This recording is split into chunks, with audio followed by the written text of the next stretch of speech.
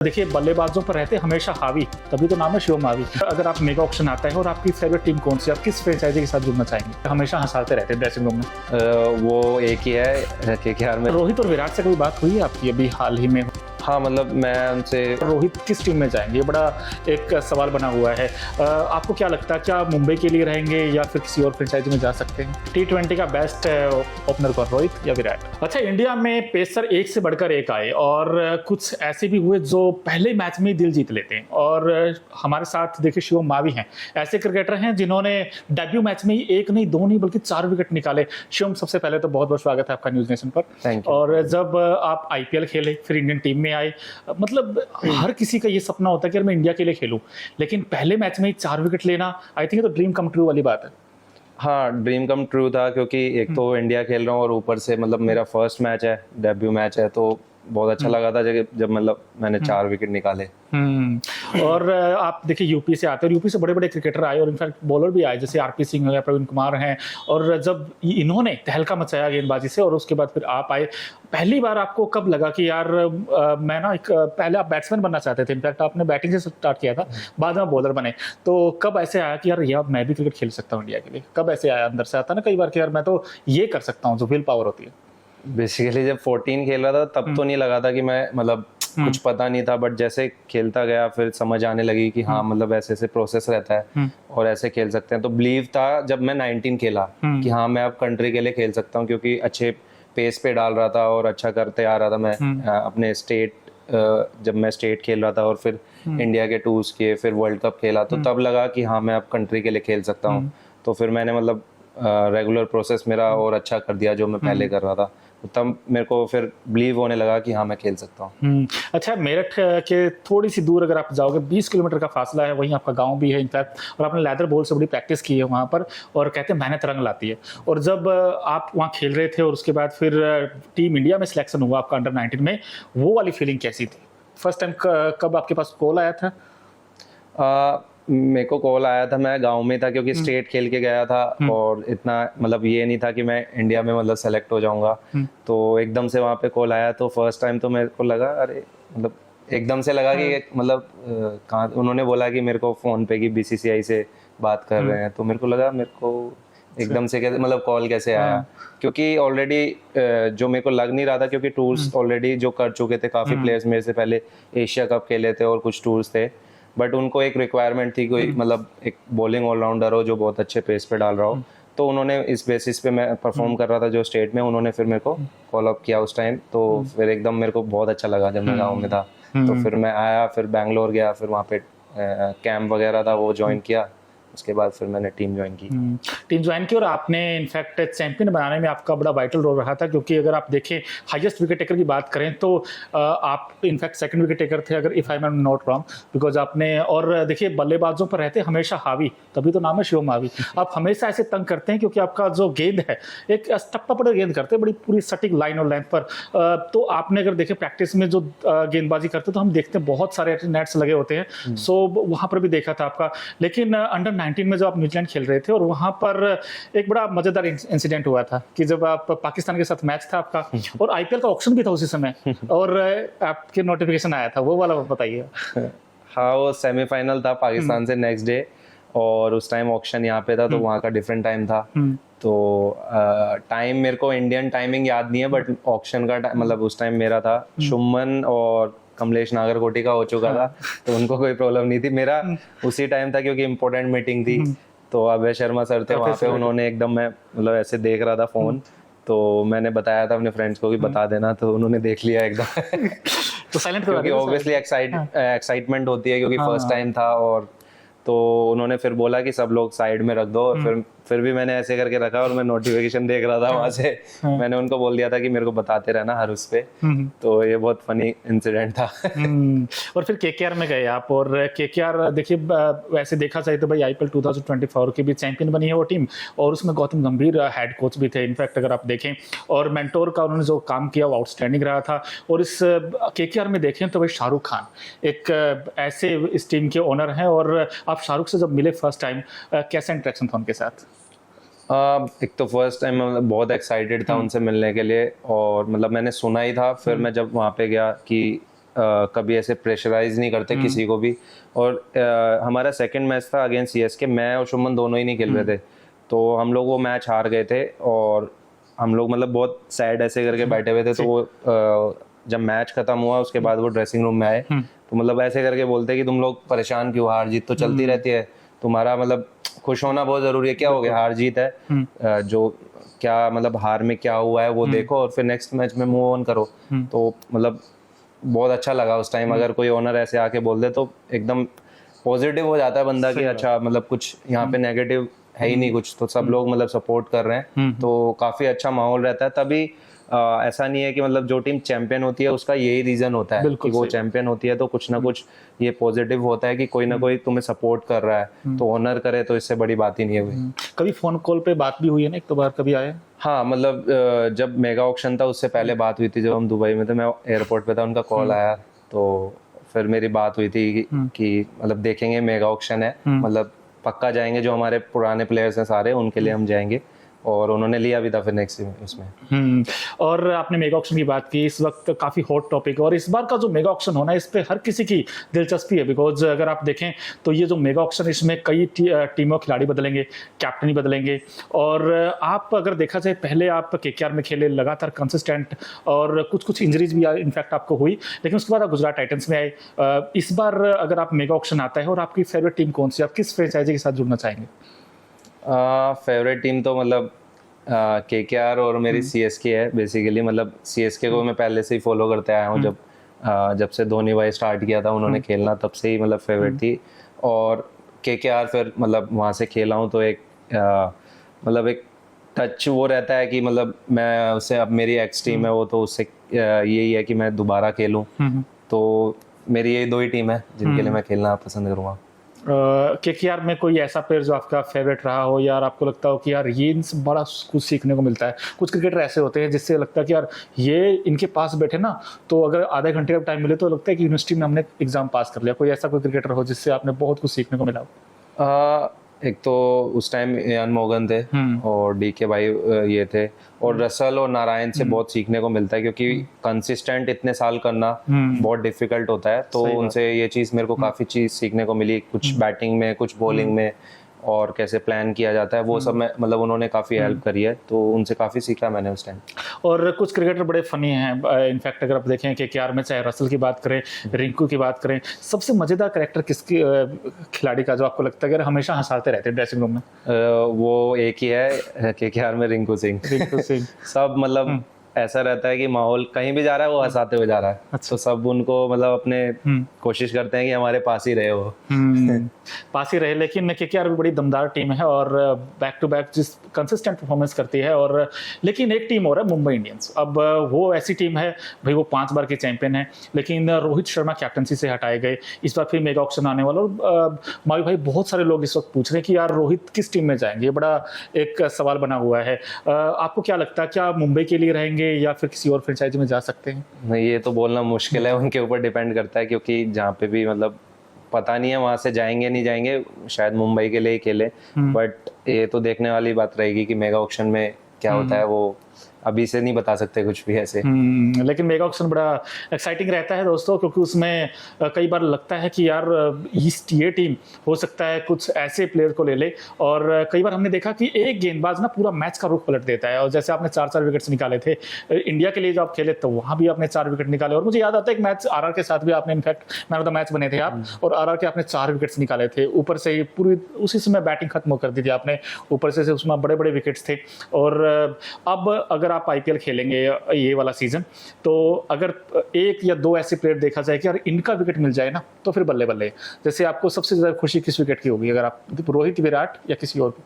दोनों ही, रोहित भी है विराट भी है। अगर उनका विकेट मिल गया तो मतलब उससे अच्छी चीज़ ही नहीं है, क्योंकि ये मेन विकेट है। अगर इन दोनों टीमों के अगर ये मेन विकेट निकाल लिया तो बहुत मतलब वो 15-20 रन का डिफरेंस आ जाता है। तो मैं इन दोनों का विकेट लेना चाहूँगा।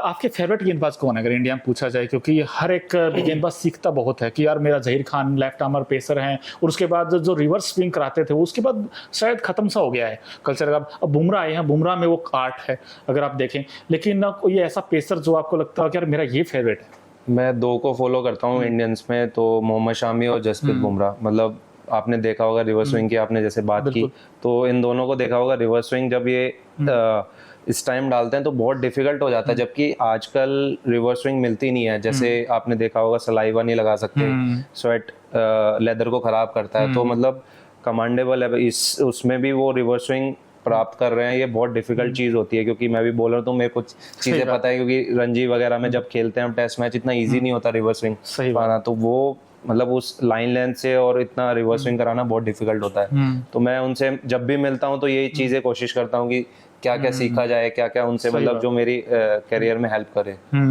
और आजकल T20 इतना कुछ बदल गया है, आप फर्स्ट 7, 8, 10 ओवर तक जितना बनाते हो लास्ट के 6 ओवर में आप कर लेते हो। और जब से इम्पैक्ट प्लेयर रूल आया है, इसने कहीं ना कहीं ऑलराउंडर्स का जो स्लॉट जैसे शिवम मावी, इनफैक्ट शिवम दुबे हो गए या फिर हार्दिक पांड्या हो गए, अब क्या है कि उनसे आप बॉल नहीं करा सकते, आप एक प्रॉपर गेंदबाज के साथ जाते हैं। सो इम्पैक्ट प्लेयर रूल पर आपकी क्या राय है, क्या ये खत्म होना चाहिए? इम्पैक्ट रूल पे मैं यही बोलना चाहूंगा, क्योंकि ऑलराउंडर्स का थोड़ा डिफिकल्ट हो जाता है, क्योंकि हर टीम ऑब्वियसली चाहेगी कि हमारा एक बैट्समैन बढ़ के आए, क्योंकि जो अच्छा हिटिंग करता है, मतलब हिटिंग तो ऑलराउंडर भी कर सकता है, बट ऐसा नहीं है। बट फ्रेंचाइजी की अपनी अलग अलग सोच होती है, तो वो सोचते हैं कि एक बैट्समैन बढ़ा के उसको लिया जाए, तो उसमें क्या है कि ऑलराउंडर्स फिर थोड़ा सा प्रॉब्लम हो रहा है ऑलराउंडर्स के लिए, तो मेरे ख्याल से तो इम्पैक्ट रूल उतना अच्छा नहीं है।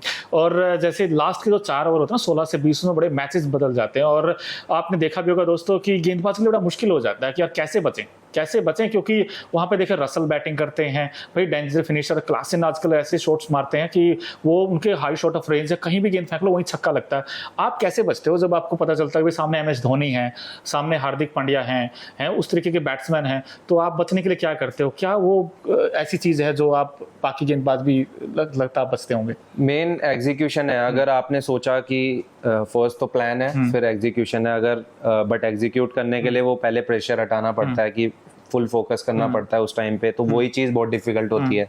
तो मैं वही ट्राई करता हूँ कि मेन एग्जीक्यूट किया जाए, अगर क्योंकि एग्जीक्यूट नहीं किया, वो उस लेवल के बैट्समैन है कि आपको वो हिट मारेंगे ही मारेंगे, तो वो मैं कोशिश करता हूँ कि वो मिस ना हो बॉल जो जहाँ पे डालूं, क्योंकि ये तो है अगर आप 6 बॉल डाल रहे हो तो वो तो हर बॉल पे ट्राई करेंगे, अगर 16 से 20 ओवर्स खेल रहे हैं तो वो ट्राई करते, तो मैं यही कोशिश करता हूँ कि मतलब मैं एग्जीक्यूट कर पाऊँ, जिससे मतलब इतना अच्छा हिट ना लगे, अगर वो जाए तो 1-2 रन ही जाए, तो मैं वही ट्राई करता हूँ। सबसे खतरनाक फिनिशर आपको कौन लगता है? इसके सामने गेंद करना बड़ा मुश्किल होता है, जैसे धोनी है, क्लासन है, मिलर है, ऐसा कौन सा बैट्समैन है, चाहे रसल की बात करें, कि यार इससे तो बड़ा मुश्किल होता है जब ये बैटिंग करने आते हैं?